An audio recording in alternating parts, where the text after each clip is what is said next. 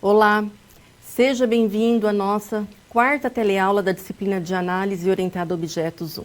Eu sou a professora Yolanda e na aula de hoje eu vou trabalhar a modelagem de dois diagramas que foram trabalhados então nessa etapa inicial da modelagem de Análise Orientada a Objetos. Considerando que nós estamos trabalhando com a UML. Então, conforme a proposta da UML, entre todas as técnicas de modelagem, nós iniciamos a modelagem de um projeto, independente do contexto, independente do domínio, nós iniciamos com diagrama de use cases, fazendo então toda a identificação, a representação das funcionalidades do sistema, e essas funcionalidades consideramos então a listagem dos requisitos funcionais que antecedeu, então, a primeira etapa de desenvolvimento, que é a etapa de análise de requisitos, ou chamada de levantamento de requisitos. Então, partindo dessa listagem dos requisitos funcionais, nós, então, modelamos e representamos graficamente através do diagrama de use cases. O diagrama de use cases, então, do que nós trabalhamos, é uma representação muito simples, e essa representação indica exatamente, então, as funcionalidades do sistema. E essas funcionalidades, elas são representadas por cada funcionalidade por uma elipse, e nessa representação, então, indicamos o nome do use case. Contudo, exatamente o que representa o passo a passo da execução daquele use case, nós demonstramos isso numa chamada documentação de use case. E essa documentação não tem um padrão único, existem vários formatos, o qual você pode fazer uma descrição mais simples ou uma descrição mais detalhada, indicando exatamente o passo a passo da execução daquele use case. E essa representação dos use cases, desse diagrama, ainda nós podemos fazer uma primeira versão, uma primeira visão, e depois, conforme eu vou me familiarizando com o contexto do sistema, tendo realmente o domínio de todas as regras de negócio, eu posso evoluir e trabalhar e apresentar umas novas versões, ou seja, novas visões do diagrama de use cases. Considera-se a versão final aquela versão, ou também chamada de visão, com a indicação de todos os relacionamentos dos use cases. Ok?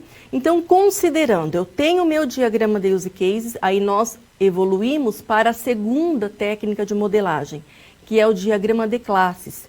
Agora, a preocupação do diagrama de classes é a ênfase aonde? Nos atributos, na parte estática, referenciando os dados das classes até então identificadas. Então, nós trabalhamos na disciplina com essas duas técnicas de modelagem e hoje, então, eu vou enfatizar com mais alguns exemplos e principalmente com o estudo de caso que nós adotamos durante as teleaulas anteriores, que é o estudo de caso da locadora de veículos. Então, ainda só para fechar a síntese da nossa teleaula, vamos lá verificar, então, exatamente as nossas competências. Exatamente a competência é que você tenha compreensão da especificação do diagrama de use cases e do diagrama de classes em uma ferramenta case. E essa ferramenta case que eu adoto, a ferramenta de minha preferência, é o Visual Paradigma. Existem outras ferramentas, também nós indicamos a ASTA, mas o Visual Paradigma, né, eu uso a sigla exatamente a VP, eu vou trabalhar com a versão 16, a versão recente ainda é a 16.1, tá certo? Com mínimos detalhes apenas de bibliotecas de atualizações, tá certo? Mas o interessante é que você, então, conforme nossa indicação, você baixe a versão que é a versão Community Edition, que é a versão gratuita, e você tem aí todas as técnicas de modelagem da UML que você pode trabalhar, tá certo? No contexto da modelagem do sistema.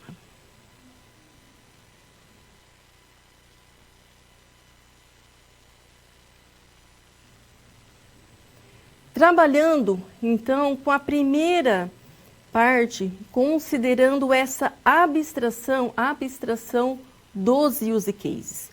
A partir do que eu faço, então, essa identificação dos use cases? Nós trabalhamos, e até durante as teleaulas, com o estudo de caso com a locadora de veículos. Porém, naquele formato da descrição, é um formato descritivo, o qual eu elaborei ali e fiz a indicação de algumas regras de negócio. Mas numa situação real, é nós analistas, que temos que fazer o quê? A partir de reuniões com os usuários, a partir de uma observação, de um estudo de todos os documentos existentes daquele contexto, você tem que abstrair o quê?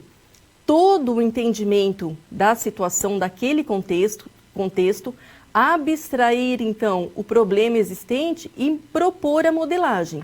O formato que nós trabalhamos, então, no formato descritivo de uma historinha, então, considerando o estudo de caso, está bem fácil, várias funcionalidades já estão explícitas, já estão identificadas, tá certo? Mas numa situação real, você tem que mergulhar em toda a situação realmente, e muitas vezes nós não conhecemos o domínio, ou não é de nossa familiaridade, não é de nossa especialidade. E aí é onde eu preciso do auxílio de um profissional específico da área para nos dar todo aí o amparo, o apoio, para que tenha a compreensão exata.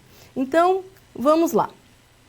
Considerando que, conforme a proposta da UML, a partir da versão 2.0, então nós estamos hoje com a versão 2.5.1 exatamente, então considera-se entre a sua classificação, entre os diagramas estruturais e os diagramas comportamentais, a própria UML indica para você iniciar a modelagem com um diagrama de use cases, com um diagrama comportamental. Contudo, nós sabemos que eu preciso da documentação para poder relatar o que representa exatamente um use case. Então, nós trabalhamos com o estudo de caso da locadora de veículos e aqui, conforme a descrição, então, olha só, uma locadora aluga carro aos clientes previamente cadastrados. Então, aqui está bem claro, ó, os clientes podem ser pessoas físicas ou jurídicas, um cliente físico é descrito por. Então, nós sabemos, na identificação dos requisitos funcionais, que serão nossos use cases, cada cadastro que eu identifico na situação real será um use case, cada consulta que eu terei que disponibilizar no sistema será representado por um use case, cada relatório será, então, também representado como um use case, e ainda eu considero uma classificação de funcionalidades de movimentação ou de negócio, que são aquelas que eu considero que a partir do momento que o sistema está em operação, que eu tenho todos os cadastros, considerando aí os cadastros básicos já realizados, o negócio representa a funcionalidade mesmo do sistema, da situação real, do que envolve, então, os processos de negócio da empresa.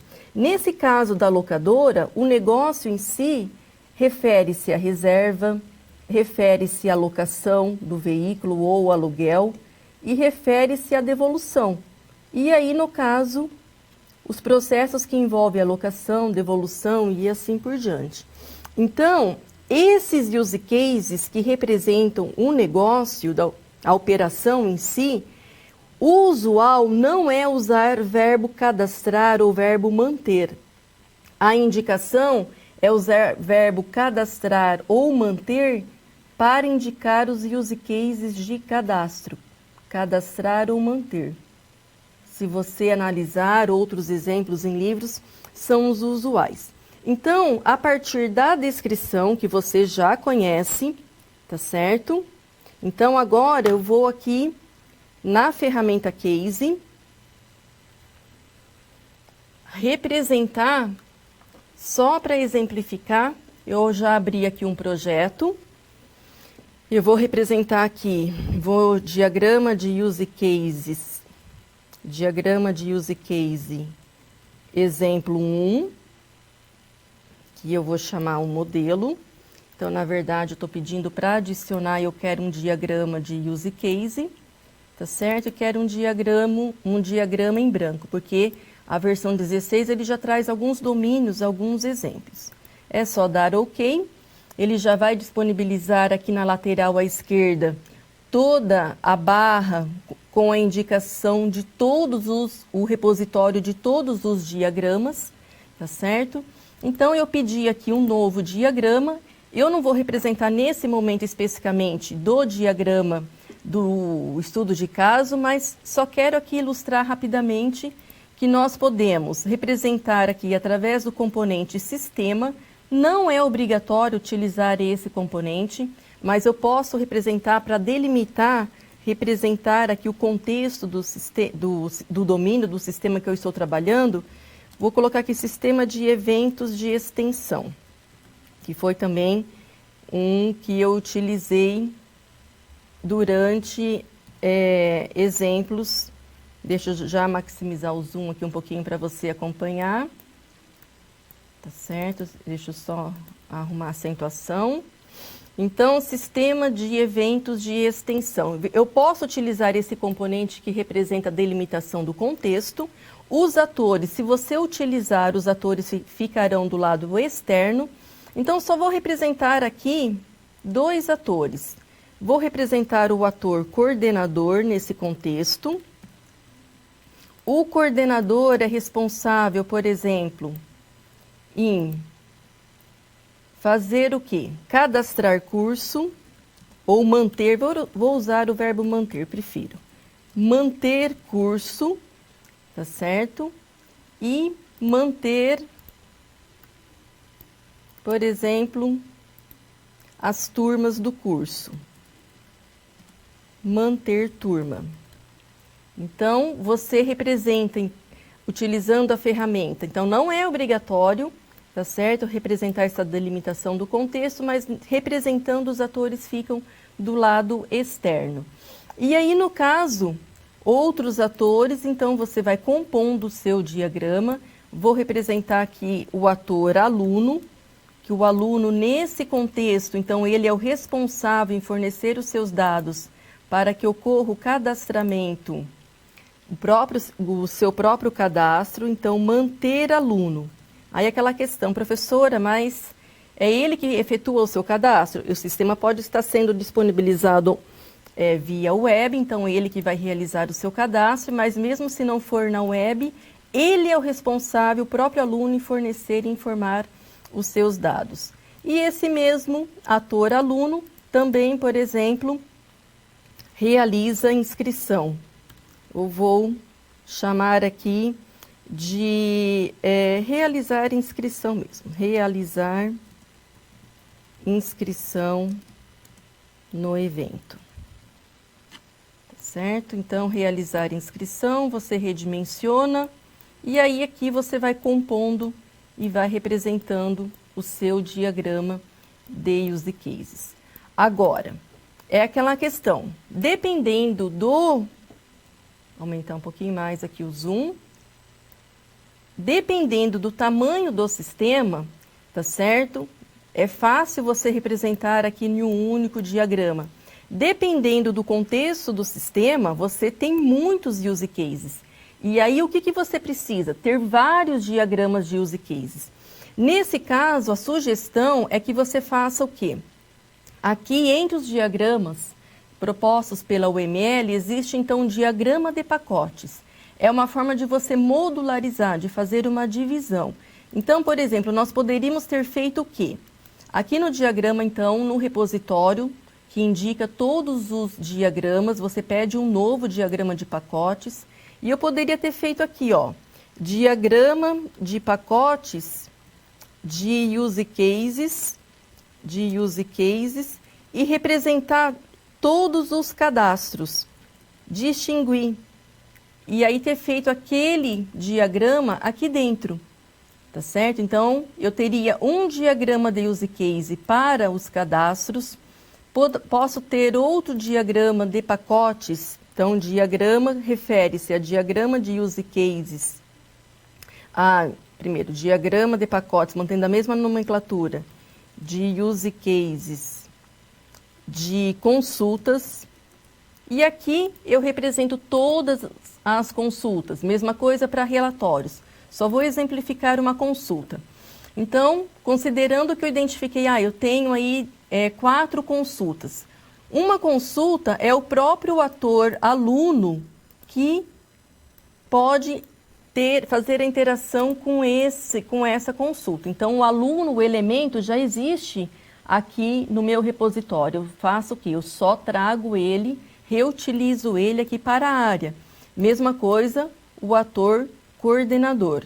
Suponha que ambos possam ter acesso à mesma consulta. Então, eu posso aqui representar a indicação do use case.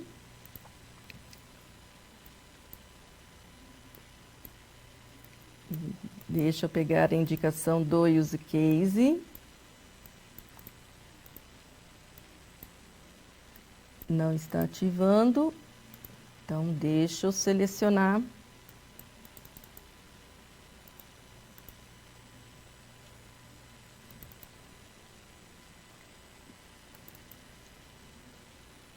Só um minutinho, vamos pegar o diagrama. Aí, nesse diagrama de use cases, vamos lá novamente. No diagrama de pacotes, desculpa. Eu estou trabalhando no diagrama de pacotes, não vou direto no diagrama de use cases. Então, aqui, na verdade, no diagrama de pacotes, eu não faço isso daqui, ó. Deixa eu deletar. Eu só quero um diagrama de pacotes. Deixa eu só renomear, vai ser diagrama de pacotes de use cases.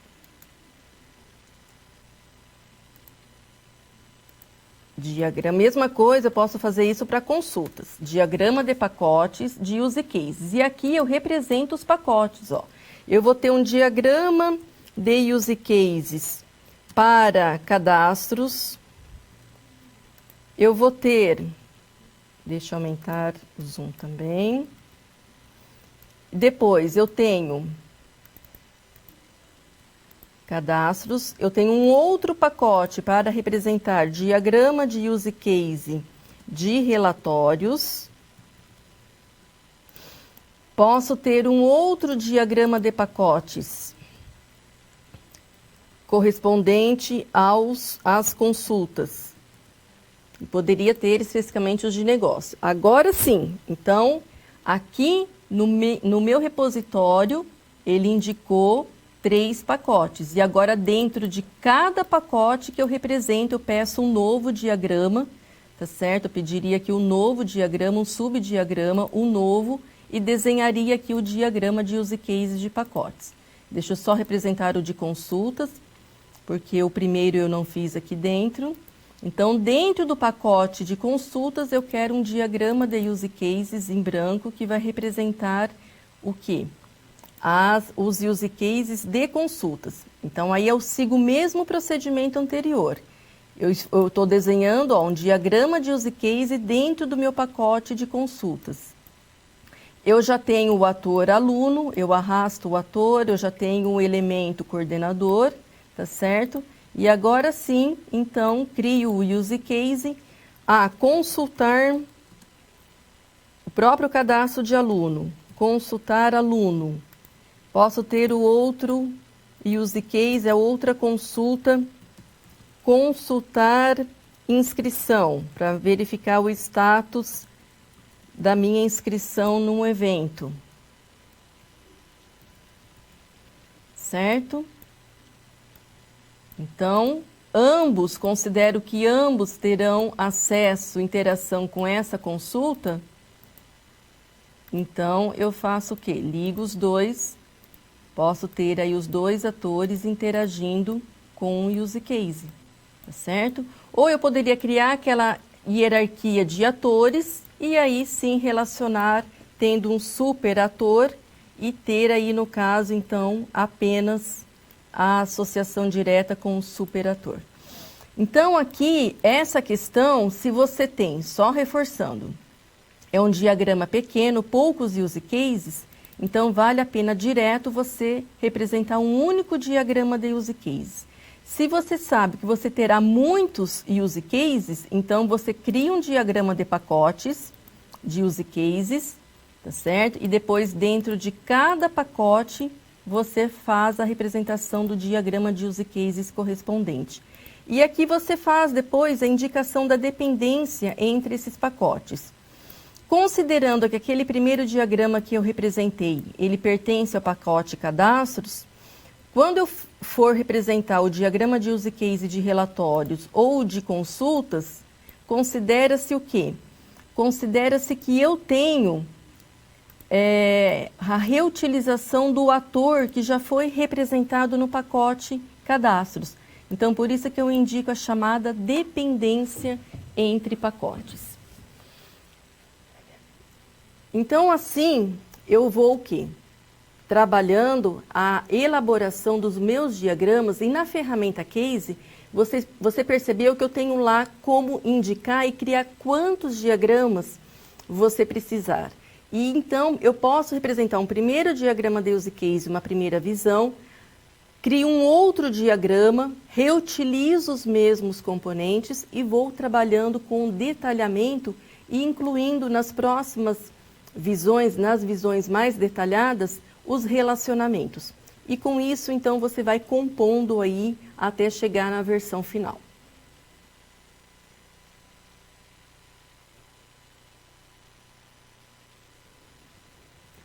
Ainda, essa evolução, a evolução dos diagramas de use cases. Então, considerei que eu tenho já a minha primeira versão do meu diagrama de use cases, e ainda essa primeira versão é aquela que eu tenho o ator fazendo interação com o use case. Isso se chama o quê? A indicação dessa interação, tendo a preocupação de representar no diagrama de use case sempre o ator primário, com o use case base. Então, é chamado de use case base aquele que tem a interação com o ator. Por quê? Eu posso depois ter a interação e indicar a relação de relacionamento entre os use cases. Então, vamos lá, conferindo essa evolução dos relacionamentos. Então, considero que eu já defini os meus use cases, já elaborei uma primeira versão simplificada, já fiz uma análise ou até o protótipo da interface correspondente a esses use cases, e aí eu já consigo enxergar e definir os relacionamentos entre os use cases. Então, é onde você vem e elabora a versão já considerada a versão mais detalhada.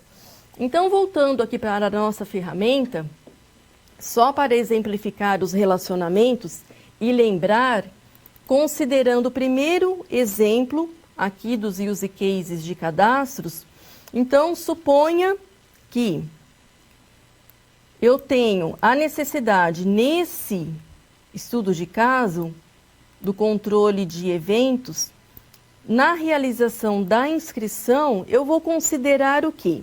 Que a inscrição é feita via web, tá certo? Ou via dispositivo móvel, que eu tenho aí o aplicativo. Uma vez que o meu aluno realiza a inscrição para um evento, o sistema já vai o quê? Enviar o comprovante dessa inscrição por e-mail para o meu aluno. Então, lembra, enviar o e-mail indica o quê? Que foi efetivada a execução desse use case realizar inscrição e, obrigatoriamente, ele vai enviar continuando o processo, então, de enviar o e-mail. Então, como que eu faço? Eu vou representar, então, que vai ser uma chamada inclusão. Tá certo? Então, aqui na ferramenta, representando a inclusão, é representado com um estereótipo chamado include. O include indica uma obrigatoriedade, tá certo? Então, olha só, é a relação entre relacionamentos entre use cases. E aqui, então, eu vou indicar Lembrando sempre verbo no infinitivo, enviar comprovante da inscrição. Vou colocar aqui, por e-mail.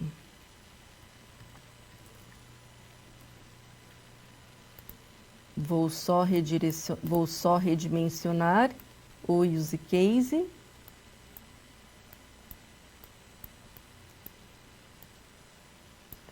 Vamos.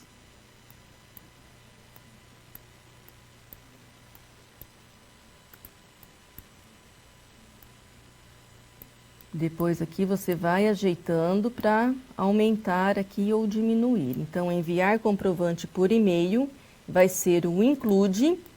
Então, vai me indicar uma obrigatoriedade. Tá certo? E aí, no caso, vou considerar que sendo por web, no momento que ele finaliza a realização da inscrição, o que ele faz? O sistema disponibiliza a opção dele imprimir o comprovante dessa inscrição.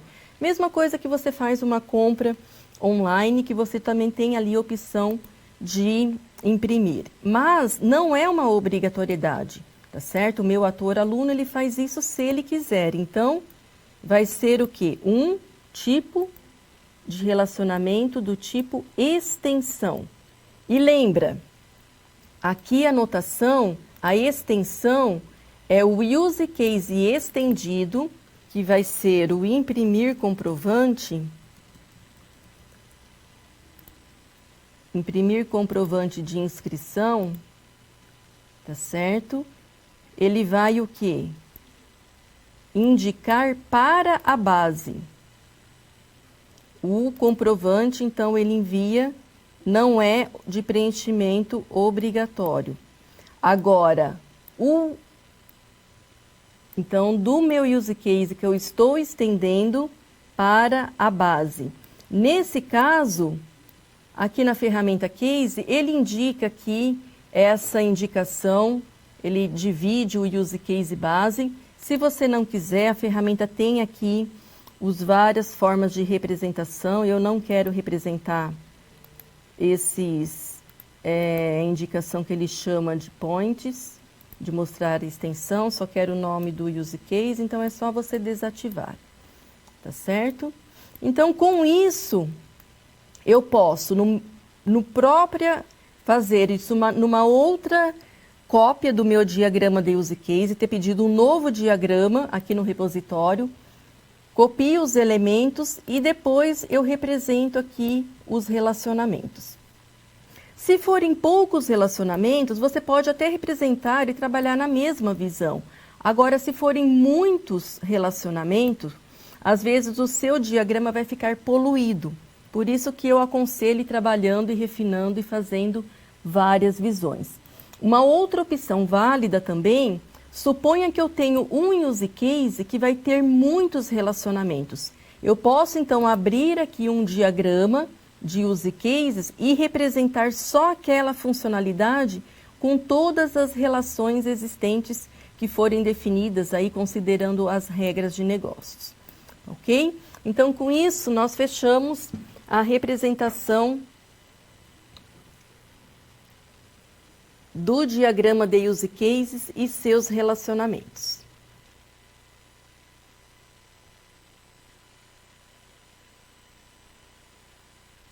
Pensando na representação do diagrama, nós temos agora a representação do estudo de caso. Então, agora eu quero evidenciar a representação da solução do estudo de caso da locadora de veículos.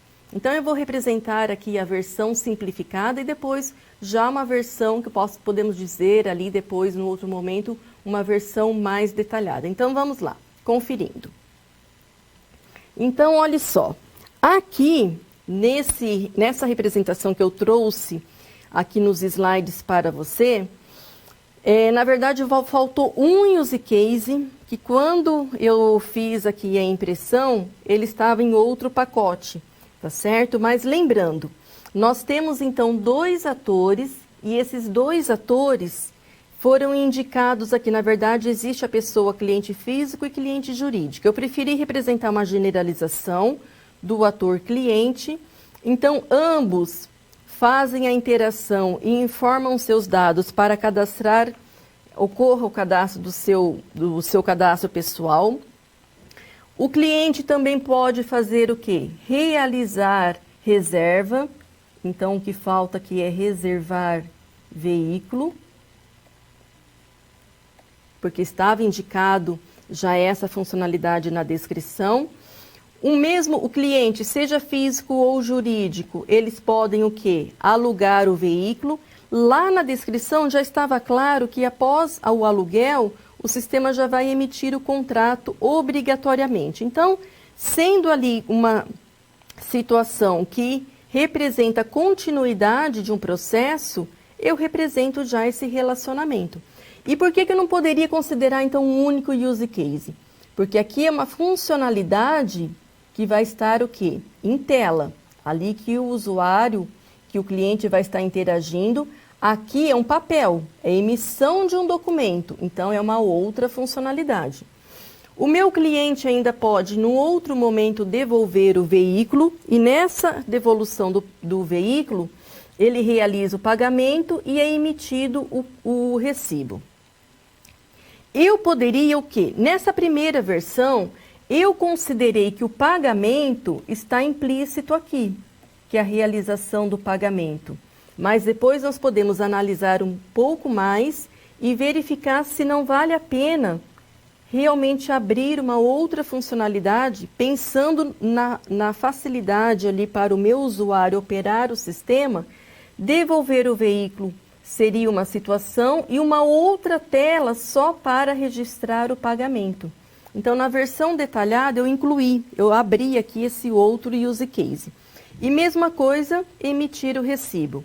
O ator, funcionário administrativo, tem a interação com os cadastros básicos e representei nesse mesmo diagrama as consultas e alguns relatórios. Lógico que nós poderíamos ter muito mais consultas e muitos outros relatórios. Mas aqui, então, uma primeira versão simplificada. Então, conferindo aqui na ferramenta, deixa eu só representar. Aqui é o outro, deixa eu abrir o outro arquivo.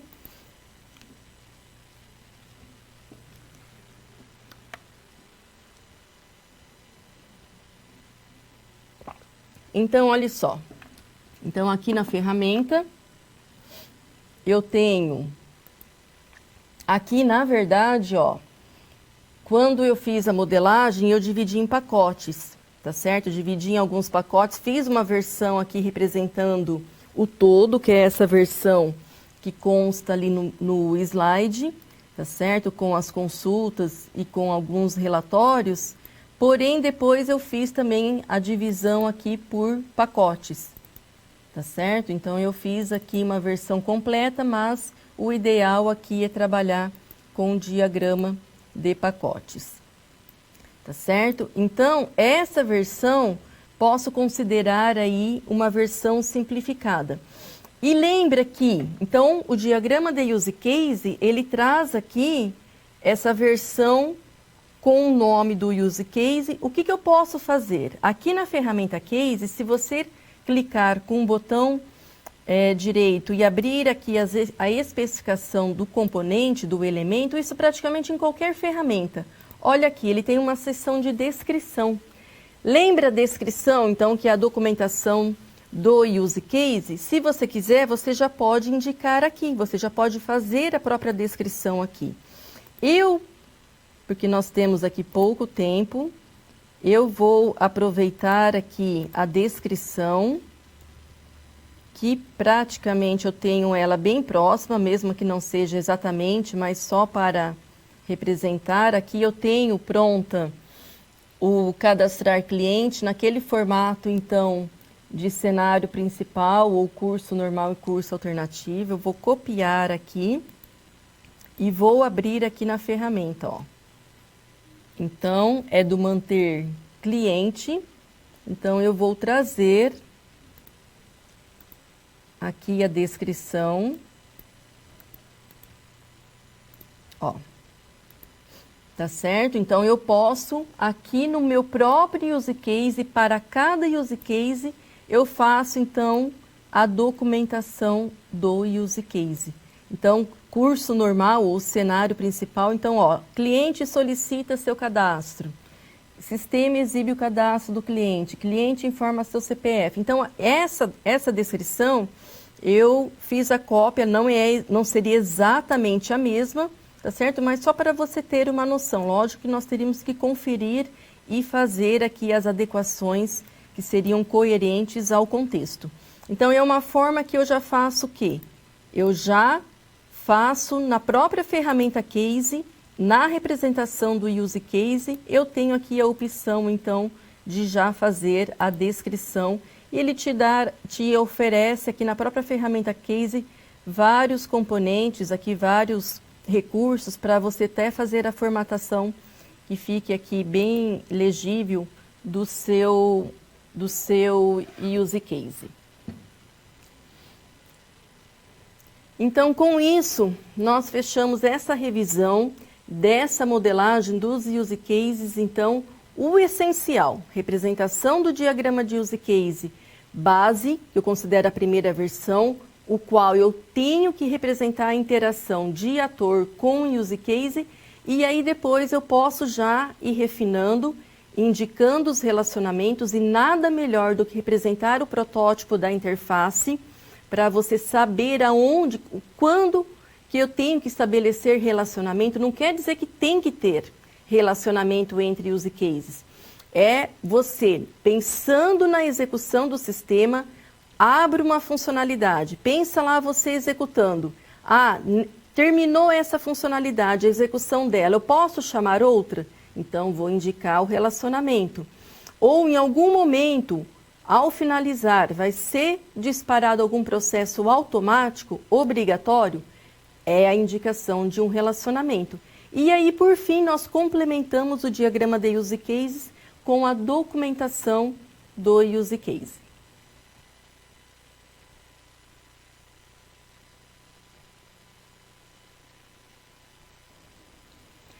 Referente ao estudo de caso que nós estamos trabalhando, então agora eu vou demonstrar uma versão do diagrama de use cases. Então, uma versão mais simplificada e uma versão já um pouco mais elaborada. Esses arquivos depois você terá acesso para você fazer aí a leitura e ter a compreensão do todo.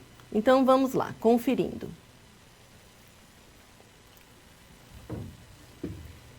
Eu trouxe aqui já no arquivo que eu vou disponibilizar, tá certo? Então, olha só, nós temos aqui a descrição. Lógico que aqui, na área acadêmica, você pode, se você trabalhou com um diagrama, você pode ter feito aí alguns complementos, ter definido outras regras de negócio. Mas, no mínimo, nós temos que considerar as que estão já definidas aqui. Então, qual que é a minha sugestão como forma de trabalho? Você que está começando a trabalhar com a modelagem. Que você, a partir da descrição, olhe só, faça uma primeira identificação, listando apenas o nome do use case, tá certo? Então, eu posso ter aqui, ó, fazer uma descrição prévia para você ter aqui uma noção da quantidade de use cases. Aqui, ó, eu até coloquei esses dois use cases, nós poderíamos ter representado, tomar a decisão de representar em um único use case, como manter cliente, ter uma única tela, em que em um momento você tenha lá um componente para indicar se é cliente físico ou jurídico. Selecionando o cliente físico, ele disponibilizaria os atributos correspondentes a cliente físico e depois os específicos a cliente jurídico. Eu coloquei aqui, ó, devolver veículo. Aqui uma decisão para analisar e verificar se o pagamento eu vou considerar junto no mesmo use case e eu vou depois separar isso, pensando em como que isso facilitaria para o meu usuário. Aqui também eu já fiz uma primeira identificação considerando, eu tenho o use case manter cliente, tá certo? Então, eu preciso ter uma classe de clientes para cadastrar o meu cliente físico. Então, já fiz uma listagem prévia dos atributos. Mesma coisa, eu tenho um use case manter cliente jurídico. Então, quais são os atributos? E assim eu faço uma descrição prévia, já com a indicação dos possíveis atributos. Não quer dizer que eu tenha exatamente esses atributos. Eu posso depois ter outros e complementar os atributos. Então, fiz aqui uma identificação prévia. Aqui que eu quero chamar a atenção, tá, ok? Porque locação e devolução, ela é uma mesma classe. Tá certo? Sempre nós modelamos como uma coisa só, porque o objeto é o mesmo. Você criou a locação, o código de um aluguel. A devolução nada mais é do que a baixa daquele aluguel. É a mesma coisa de uma reserva de um livro, tá certo? Então, mesma coisa, o check-in, o check-out, num sistema de hotelaria, você criou o check-in, o check-out é da baixa no check-in. Então, é um código só. No momento da locação, lógico que alguns atributos serão preenchidos e no momento da devolução você recupera aquele objeto e finaliza com o preenchimento dos demais atributos. Então aqui nós temos a primeira versão, a versão simplificada, que consta nos seus slides, e aí depois eu fiz aqui já uma versão um pouquinho mais completa. Tá certo? Uma segunda, eu chamei aqui, ó, já de uma segunda versão do diagrama de use cases, tá ok? Então, o que eu fiz, ó? Eu representei o reservar veículo e no reservar veículo também indiquei aqui um relacionamento de uma inclusão que ele também vai enviar um e-mail de confirmação dessa reserva. Eu já considerei nessa segunda versão, eu preferi dividir e abrir um outro use case para efetuar pagamento, tá certo? Então, ele preenche os dados da devolução do veículo, geralmente é feito na locadora, no momento que o cliente devolve, é feita aquela conferência do veículo, estando ok, ele vai lá, né, e fecha aqui o pagamento. E eu indiquei também uma inclusão, ó.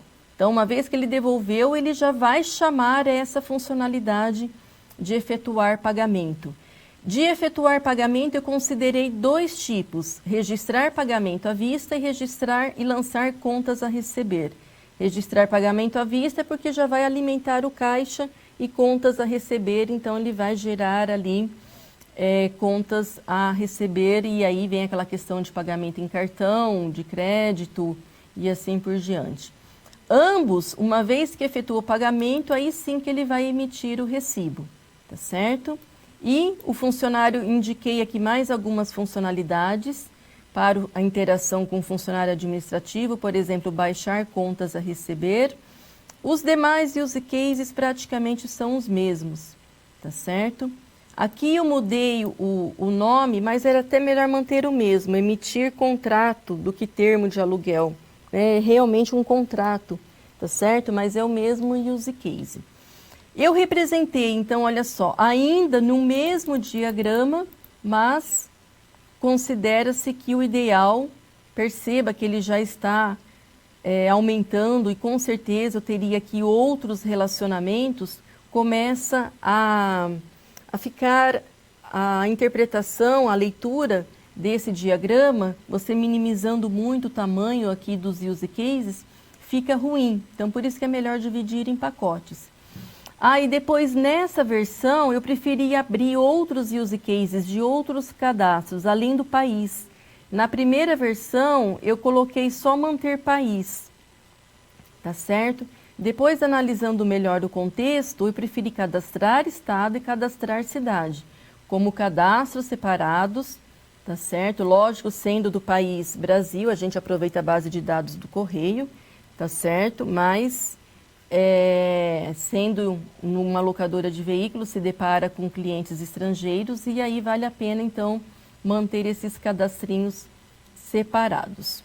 Então, com isso, eu tenho aqui essa forma de representar, tá certo?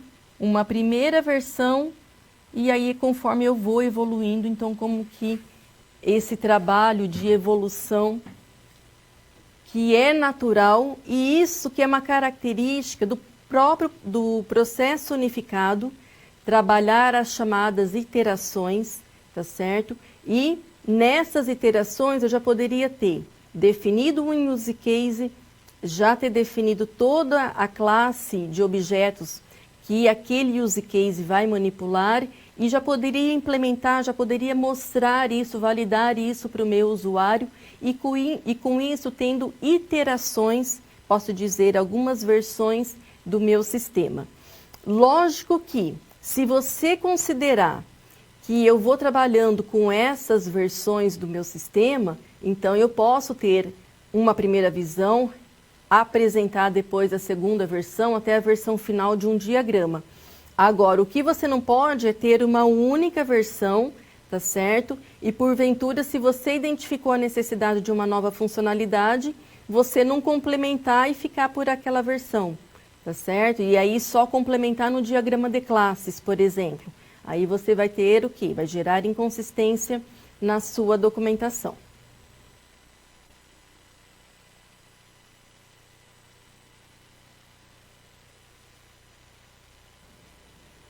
Então, agora aproveite dessa apresentação ou até então de dúvidas da própria anotação. Se você tiver alguma dúvida, encaminhe para os nossos tutores e eu volto daqui 2 minutinhos respondendo.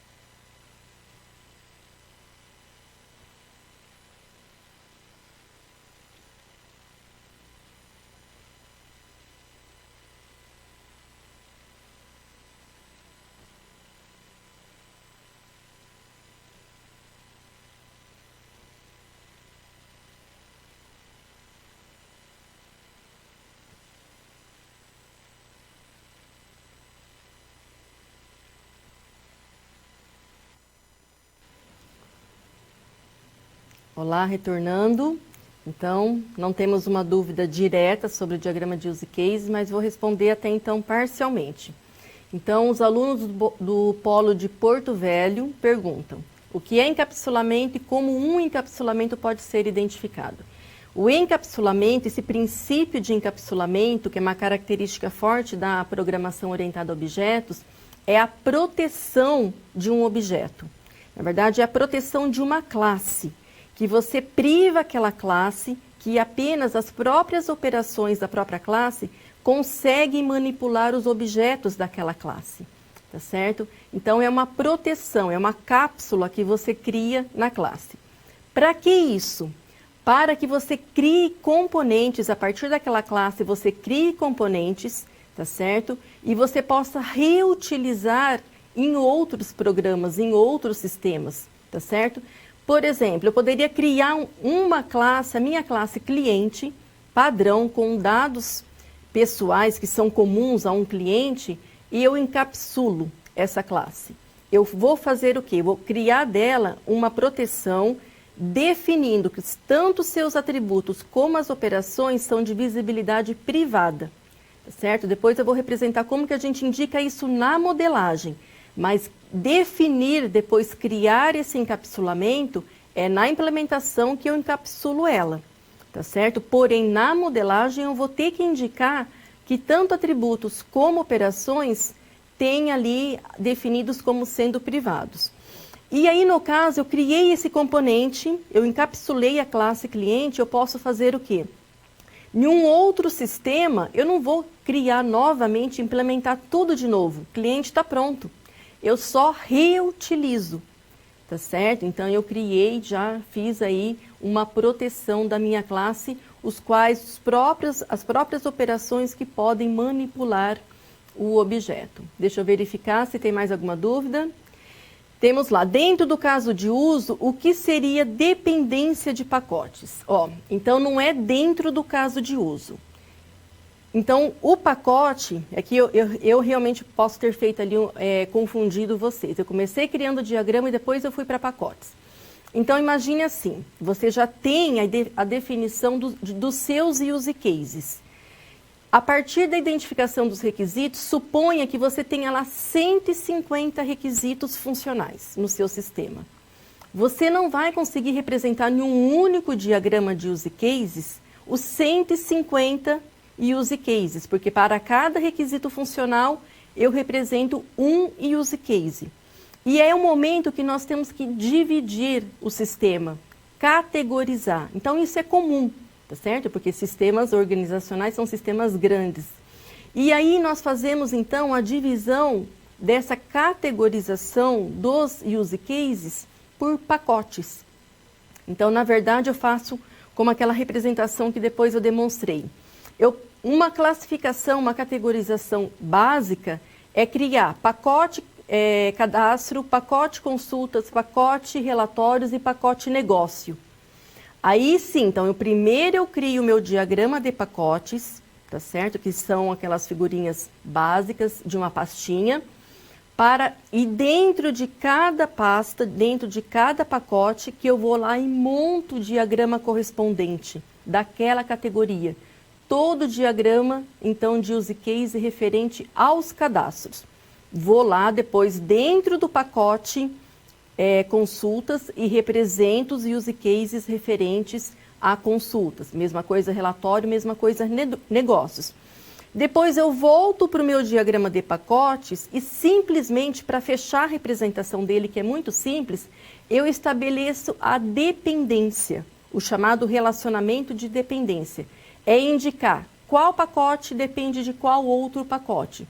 E como que vai ser essa dependência? Pelos elementos. Se eu tenho lá, naquele exemplo que eu considerei, no pacote cadastro, eu criei o ator aluno, coordenador e aluno. Depois, lá no meu diagrama de use cases, correspondente ao pacote relatórios, se eu preciso desses mesmos atores, eu arrasto eles na ferramenta para o diagrama e no meu diagrama de pacotes eu indico que existe uma dependência entre o pacote relatórios com o pacote cadastros, tá certo? Esse diagrama de pacotes é para fazer, então, essa modularização de sistemas grandes e de sistemas maiores. Então, a gente tem que começar sempre pelo contrário. Primeiro desenho o diagrama de pacotes, depois, para cada pacote, eu represento o diagrama de use cases. Ou eu posso também trabalhar com diagrama de pacotes para diagrama de classes.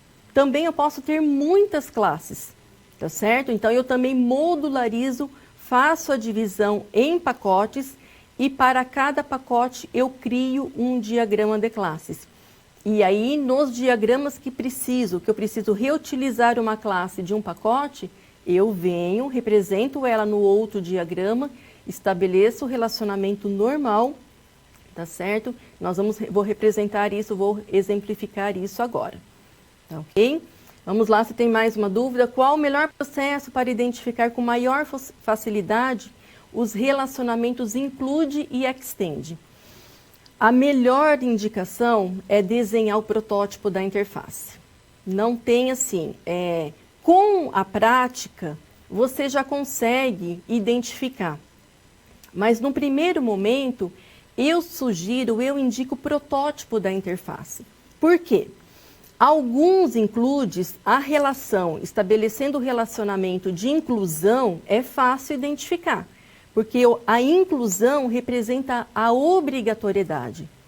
Então, imagine, eu terminei de executar aquela funcionalidade, aquele use case, e obrigatoriamente eu já tenho que continuar o outro processo, a outra funcionalidade. Aí é inclusão. Por isso que esses exemplos, geralmente em comércio eletrônico, na realização de pedido, ou você fazendo a compra de um ingresso online, ou como ali fazendo a inscrição em um curso, sempre ao você finalizar o pagamento, você vai receber um e-mail ou você vai receber um SMS. Você não tem opção de escolha, isso é automático no sistema. Então isso é inclusão, include entre o use case de realizar inscrição, de efetuar pagamento, vai ser disparado a outra funcionalidade obrigatoriamente. Tá ok? Então, isso é inclusão. O extend, que é um pouquinho mais chatinho de analisar, por isso que é melhor desenhar o protótipo. É pensar na usabilidade para facilitar a vida do usuário na operação do sistema. Imagine que ele está numa interface, eu estou lá, por exemplo, na interface de devolução do veículo. Então, ele informou, recuperou o aluguel, tá certo? A locação. Porventura, acusou, naquela interface que o meu cliente, o meu usuário está, o funcionário administrativo, acusou, por exemplo, alguma coisa sobre uma inadimplência do meu cliente, numa locação anterior, tá certo? Imagina, ele está na tela, na funcionalidade da devolução. Imagina se ele tem que fechar aquela funcionalidade para abrir o cadastro do meu cliente, para ir lá tentar descobrir o que está acontecendo de problema que está indicando uma inadimplência. Tá certo? Então, no própria interface correspondente ao use case de devolução, eu já posso ter um botão lá, cliente, que vai me chamar, caso necessário, o funcionário ali, o usuário do sistema, ele pode, estando naquela funcionalidade, já chamar a outra. Mas não é uma obrigatoriedade, tá certo? Por isso que o include eu considero que é mais fácil você estabelecer e indicar. O extend, que é um pouquinho mais, você tem que analisar a interface. Por isso que aí fica a sugestão de já desenhar o protótipo da interface correspondente.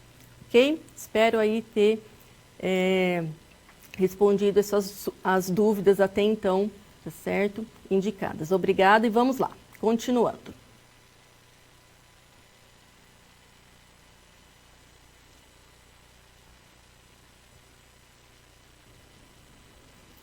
Agora, trabalhando com a abstração das classes. A abstração das classes, eu considero um processo, agora uma outra etapa. Então, até então, eu pensei em funcionalidades. Eu pensei nos serviços que o meu sistema tem que disponibilizar para o usuário. Agora, o que eu tenho que fazer? Eu tenho que, a partir de cada funcionalidade, imaginar qual classes de objetos que aquela funcionalidade precisa manipular, tá certo? Então, é um trabalho de abstração, é um exercício que você vai ter posso dizer, com o tempo. Cada vez mais que você trabalha com a modelagem, com o desenvolvimento de sistemas, fica fácil essa relação. Então, vamos lá, conferindo. Então, esse trabalho do diagrama de classes, tá certo? Você tem que, a partir dos seus use cases, você vai ter que identificar as classes. Então, é aquele exemplo básico. Eu tenho aqui o use case manter aluno. Representei esse use case no diagrama. O que você tem que imaginar agora? Para cada use case, manter aluno, o que é manter aluno? Refere-se à operação de inclusão, refere-se à operação de alteração, refere-se a uma própria consulta de recuperar o próprio objeto e poderia ter uma exclusão, mas geralmente hoje não se usa exclusão e sim trabalhar com status, com a situação do objeto. Então, quer dizer, aonde que eu vou armazenar esse objeto que eu tenho que criar? Eu vou criar, então, no meu diagrama de classes, para este use case eu vou ter que ter uma classe correspondente que eu vou chamar de aluno. Lembra, substantivo no singular pode ser um substantivo simples ou pode ser um substantivo composto. Lembrando que nome de use case é verbo no infinitivo. Tá certo? E aí eu vou relacionar todos os atributos pertinentes àquele contexto. Nome, endereço, geralmente a gente não coloca assim, ó, endereço. Não, endereço é um atributo composto. Ele na verdade, eu tenho que indicar logradouro, nome do logradouro, bairro, cidade e assim por diante, discriminando. Tá certo? Então, eu vou relacionar todos os dados de acordo com o contexto, com o domínio que eu estou trabalhando. Aí, por isso que você, como analista de sistemas, tem que ter o entendimento e verificar a real necessidade do usuário.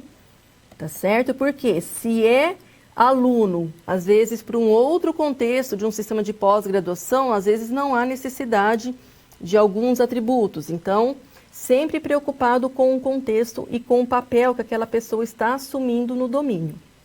Tá certo?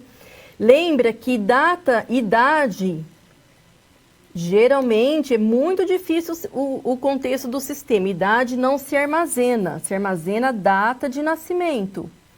O sistema que vai calcular a idade.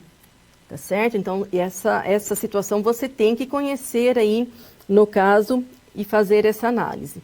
E o diagrama de classes é o mesmo procedimento do diagrama de use cases. Eu vou elaborando o diagrama, tá certo? E eu vou refinando ele. Eu prefiro, geralmente, fazer o diagrama de classes, primeiro, também, se eu tenho muitas classes, primeiro eu faço o diagrama de pacotes e depois que eu vou para cada pacote, então eu faço uma categorização das minhas classes, divido e eu vou ter, então, posso ter, então, 2 diagramas de classes. Um diagrama de classes para representar os cadastros básicos e um outro diagrama de classes para representar o core, posso dizer, o coração ali do sistema mesmo, o negócio. Lembra, quando eu tenho vários diagramas para o mesmo contexto, então eu chamo que eu tenho modelo de classes. Tá certo? São conceitos simples, mas você tem que saber isso como analista. Então, vamos lá. Como, só relembrando, aqui esses exercícios, eu vou deixar para você como reforço. São os exemplos que estão nos slides, tá certo? Mas eu não vou conseguir representar aqui as classes, mas olha só, deixa eu só pegar aqui o arquivo com a solução. Deixa eu abrir aqui que eu não deixei esse arquivo aberto. Ó, mas eu vou enviar, vou disponibilizar para os tutores, tá certo? Para vocês terem acesso, que vale a pena aí vocês praticarem e analisarem. Então, olha só. São os mesmos exemplos que estavam nos slides. Mas olha o contexto. Deixa eu ainda aumentar um pouquinho o zoom aqui, para você acompanhar. Acredito que melhorou. Então, olha só. Aqui é apenas uma partezinha de um contexto, tá certo? De um sistema. Ó, um curso de graduação pode ofertar nenhum ou vários cursos de extensão. Então, ó, um curso de graduação. Então, quer dizer que eu tenho que ter a classe graduação, que eu vou armazenar os objetos que serão os cursos. E ele pode ofertar nenhum ou vários cursos de extensão. Então, curso de extensão é uma outra classe. Curso de graduação é uma coisa, curso de extensão é outra. E aqui já está definida a regra. É isso que você, como analista de sistemas, tem que saber abstrair. Essa regrinha aqui, ó. Por quê?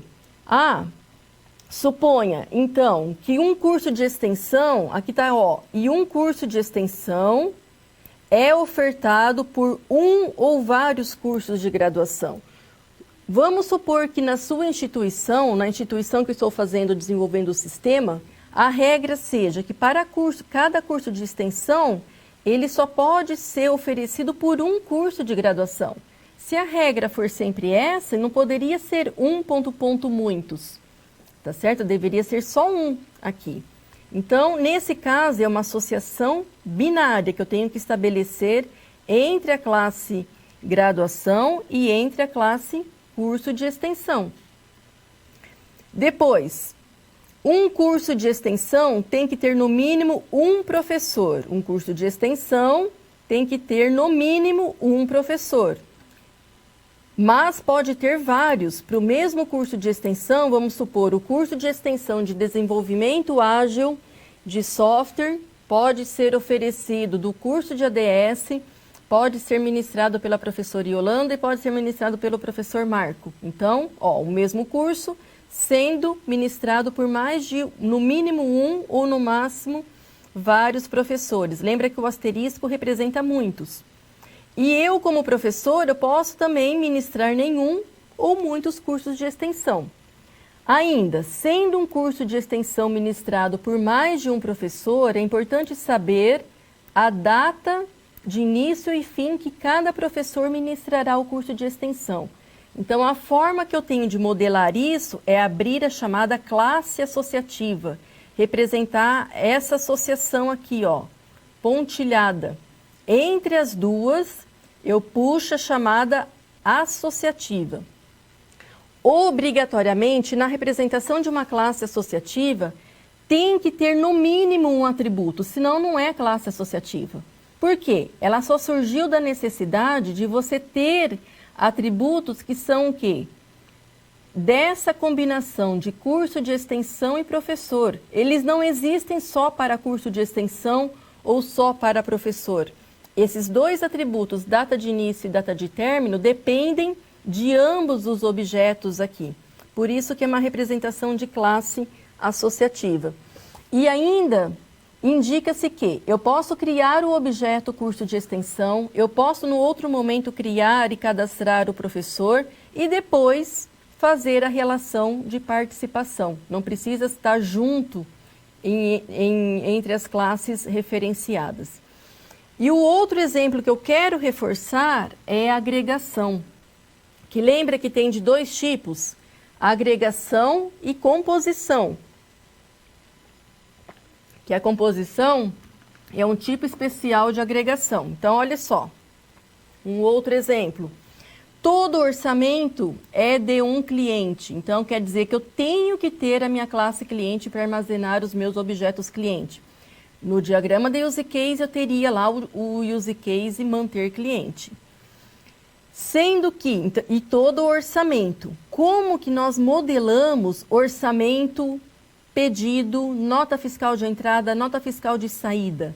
Sempre em duas classes, sempre, obrigatoriamente, a forma correta. Porque considera que eu tenho um cabeçalho e eu tenho os itens, os produtos, tá certo? O cabeçalho é onde eu vou armazenar a data, o número do orçamento, neste exemplo, para qual cliente. Então, todo orçamento é de um cliente. O mesmo cliente pode realizar nenhum ou muitos orçamentos, tá certo? Que é a regra aqui, ó. Sendo que um cliente pode fazer nenhum ou vários orçamentos. Aí você pode me perguntar, professora, mas por que zero? Suponha que você está fazendo a migração de um sistema e eu posso ter clientes lá que porventura foi feito o cadastro dele por algum motivo, mas ainda não realizou nenhum orçamento, tá certo? Para uma campanha de marketing foi feito aí uma seleção, mas não tenho ainda. Se você fechar um aqui, quer dizer que para cada cliente cadastrado aqui, obrigatoriamente eu tenho já que lançar um orçamento. E aí vem aquela questão da agregação. Então, aqui é uma associação binária, cliente, então, faz referência ao orçamento. Do meu orçamento, sempre o orçamento com um item de orçamento, ou vai ser uma agregação, lembra que é o losango vazio, ou vai ser o preenchido. A diferença é que o preenchido é chamado composição e indica uma dependência total entre a classe de objetos que representa o objeto todo, que é o orçamento, e as suas partes, que são os itens. Tá certo? Então, a leitura, como que eu tenho que fazer a leitura aqui? Orçamento é composto de, no mínimo, um item de orçamento. Porque eu não posso ter cabeçalho de orçamento e não ter pelo menos um item lançado. Por isso que refere-se que o orçamento depende do item, o item depende do orçamento. Pensa no momento da instanciação. No momento que você abre o sistema, eu posso lá cadastrar o cabeçalho do orçamento, fechar o sistema, fechar essa tela, fazer outra coisa e depois voltar e lançar os seus itens? Não, não posso. Eu cadastro o cabeçalho e já tenho que cadastrar pelo menos um item, tá certo? Por isso que é composição.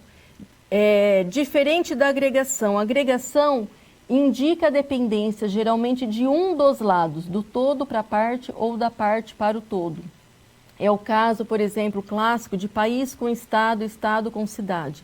Eu posso cadastrar o país e num outro momento cadastrar os estados. Aí seria o quê? Uma agregação, e aqui não é um ou muitos, e sim zero ou muitos. Ok? Então, com isso nós fechamos aí esse reforço que eu gostaria aí de enfatizar, porque é muita confusão. E ainda mais uma coisinha, sempre para estabelecer agregação ou composição, volta a projetar o objeto no mundo real. Aí você pode falar, mas entre cliente e orçamento não poderia ser uma composição? Não. Por quê? O que é cliente no mundo real? É uma pessoa. O que é um orçamento? O que é um pedido? O que é uma nota fiscal no mundo real? É um documento. Pensa no documento. É um pedaço do documento o cliente? Não, é só uma referência a ele. Se você tirar lá, a pessoa não está grudada no orçamento, no pedido. É isso que você tem que projetar. Agora, entre orçamento e item, ou entre nota fiscal e item, o item, que é onde se faz a representação de cada linha do produto ou do serviço, é um pedaço daquele documento do todo, tá certo? Que é o documento. Então, sempre projeta isso para o mundo real para você não ter aí essa confusão em quando estabelecer binária, uma associação binária ou uma agregação ou o tipo especial de agregação que é a composição.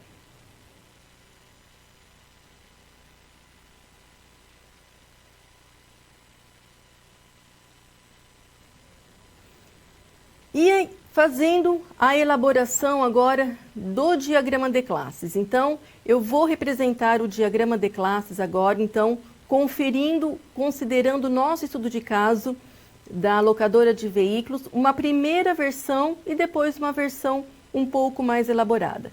Essa primeira visão, então, já conferindo aqui os slides, é o quê? Uma primeira versão que eu dei ênfase aos atributos. Tá certo? Então, para cada use case, foi representado uma generalização. Aqui eu não tenho nenhuma agregação, nenhuma composição.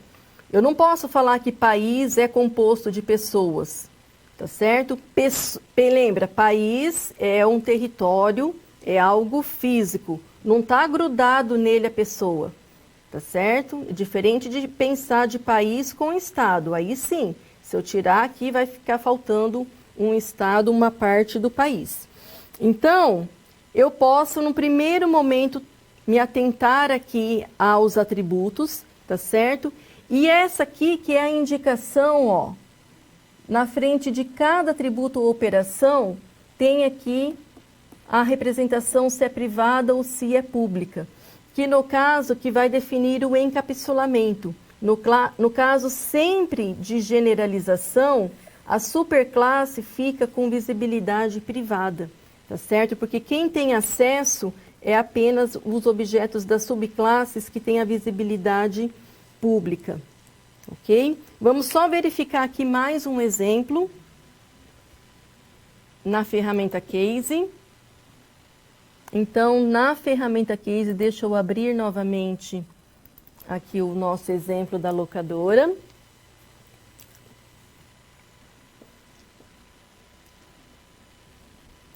Então, agora, fazendo a comparação de cada use case, eu tenho aqui o diagrama de classes.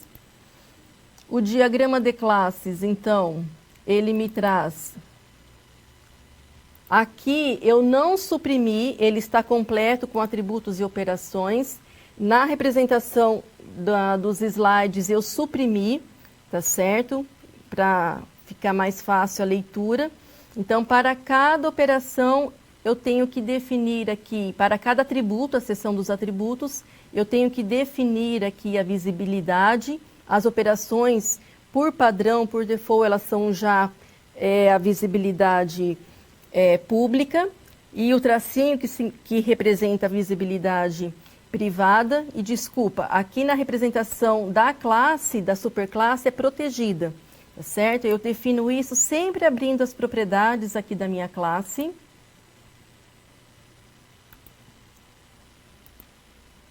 E eu defino aqui na seção de atributos, por exemplo, aqui, ó, sempre representação de superclasse, a superclasse tem que ficar com visibilidade protegida, porque senão ela não dá acesso às subclasses. Uma vez que você coloca privada, então quer dizer que ela fecha, então ela não vai dar visibilidade para fazer a referência a outras classes. Então, é uma forma de você representar, e na ferramenta Case você tem a opção de fazer o quê? Suprimir aqui a seção das operações, que foi o que eu fiz, tá certo? Ó, suprime a seção das operações. Não mostra a seção das operações. Eu não representei. Então, você tem aqui, novamente, vamos lá, o recurso, tanto para atributos como operações, tá certo? Então, eu desativo, por exemplo, aqui, ó, todas as operações. Não, eu estou ativando.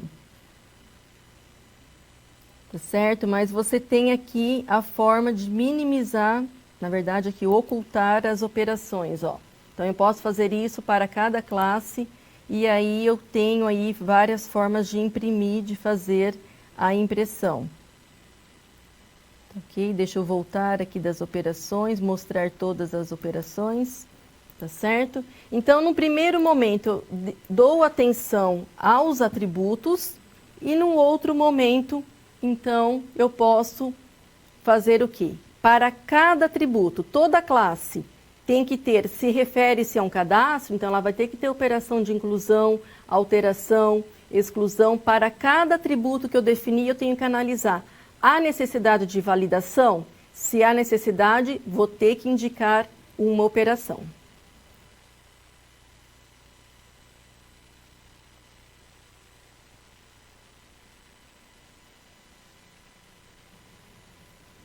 E a representação agora referente, então, fazendo abstração dessas operações. Então, considero que eu já tenho todos os meus atributos definidos, agora eu me preocupo com a parte dinâmica, ali que refere-se à execução de cada, então, objeto. Então, verificando nos slides, então, nós temos aqui a representação agora apenas com as operações. Então, por exemplo, operação criar veículo, gerenciar situação, recuperar veículo. atualizar, obter modelo. Por quê? Minha classe veículo faz referência ao modelo. Obter cor porque faz referência à cor. Mesma coisa na locação, eu tenho que obter veículo. Então, é a representação de uma operação. Então, esse trabalho agora, muitas vezes, eu também tenho que refinar várias vezes, tá certo? Não consigo trabalhar aí num primeiro momento dando atenção. Então, eu sugiro, se preocupa com os atributos e depois trabalha-se então e faz essa ênfase às operações e verificando no todo aí do contexto.